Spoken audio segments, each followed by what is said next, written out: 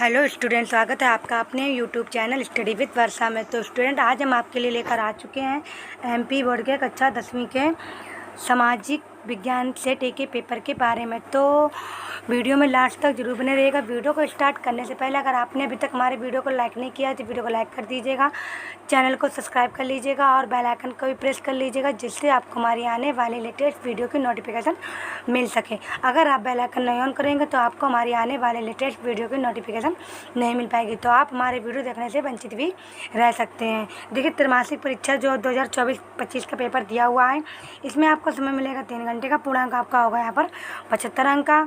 तो यहाँ पर देखिए कुछ निर्देश दिए हैं जिन्हें आप ध्यानपूर्वक पढ़ लीजिएगा स्टूडेंट। तो शुरू करते हैं। आज का हमारा पहला नंबर प्रश्न दिया हुआ है, सही विकल्प चुनिए। ये आपका 6 नंबर का प्रश्न दिया होगा।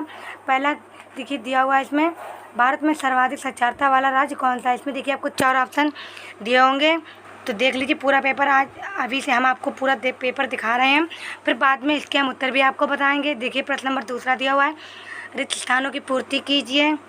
तीसरा दिया हुआ है, सही जोड़े बनाइए। चौथा हमारा दिया हुआ है, एक वाक्य में उत्तर लिखिए। ये देखिए आपको पूरा दिया हुआ, सत्य सत्य बताइए। फिर देखिए हमारा पूरा पेपर आपको हम दिखा रहे हैं किस प्रकार से आइए आप, तो इसको जरूर तैयार कर लीजिएगा स्टूडेंट। ये देखिए पूरा हमने आपको पेपर,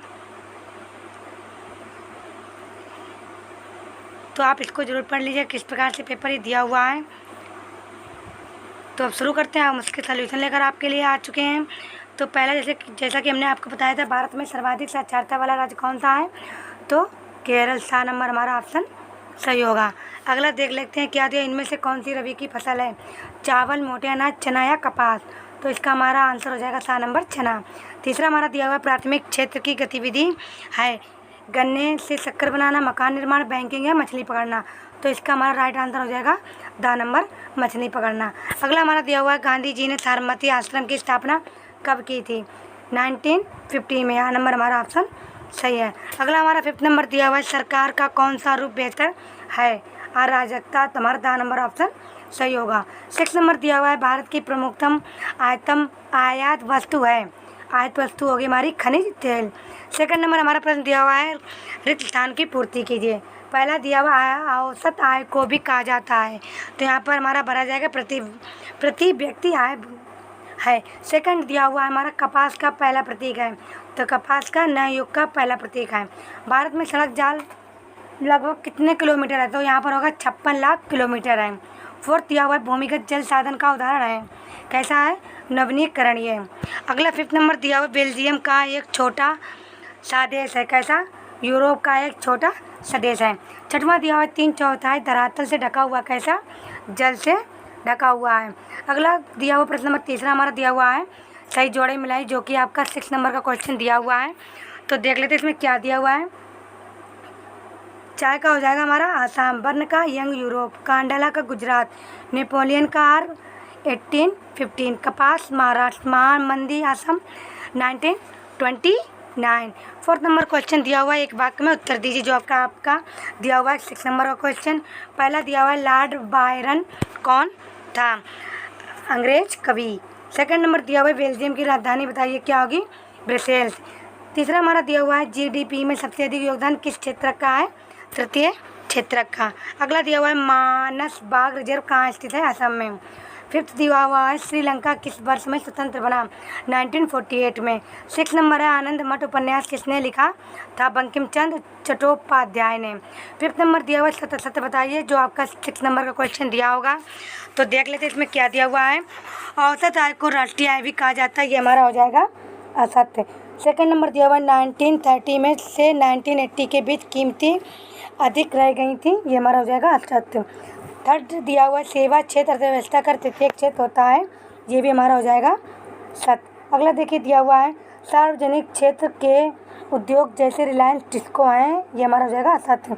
5th नंबर दिया हुआ है, किसी अर्थव्यवस्था को 4 क्षेत्रों में बांटा जाता है, सत्य।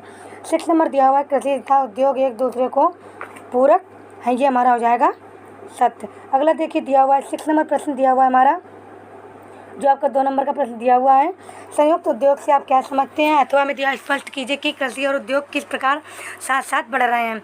7 नंबर क्वेश्चन हमारा दिया हुआ, वैश्वीकरण से किस उपभोक्ता वर्ग को अधिक लाभ हुआ अथवा पाठ्यांक से क्या आशय, ये भी आपका 2 नंबर का प्रश्न दिया हुआ है।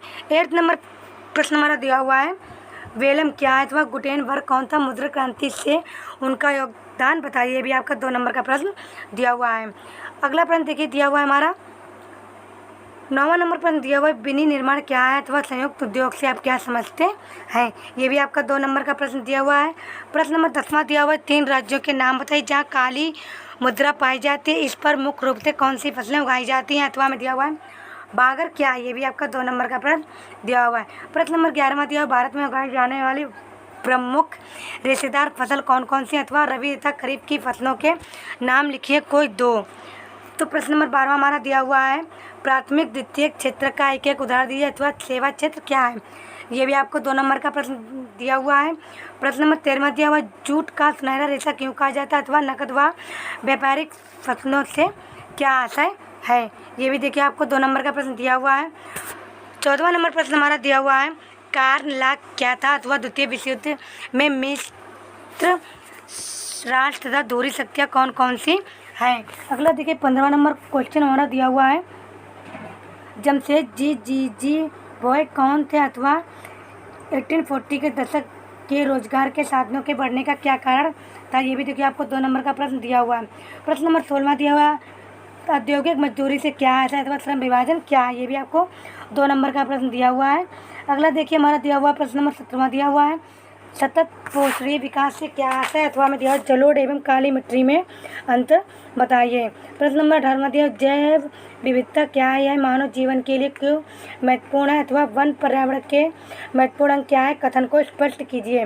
प्रश्न नंबर 19 हमारा दिया हुआ है, मुद्रा के 3 कार्यों की व्याख्या कीजिए अथवा में दिया हुआ है एटीएम क्या है, स्पष्ट कीजिए, आपका 3 नंबर का प्रश्न दिया हुआ है।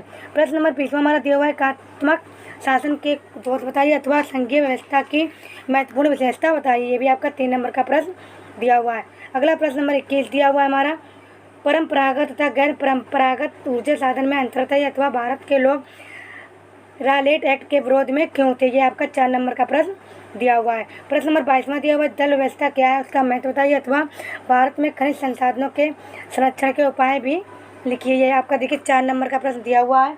अगला हमारा प्रश्न नंबर 23वां दिया हुआ है, जालियांवाला बाग हत्याकांड पर टिप्पणी लिखिए अथवा में दिया हुआ है क्षेत्रीय दलों तथा राष्ट्रीय दलों के बीच में अंतर लिखिए, यह भी आपको 4 नंबर का प्रश्न दिया हुआ है।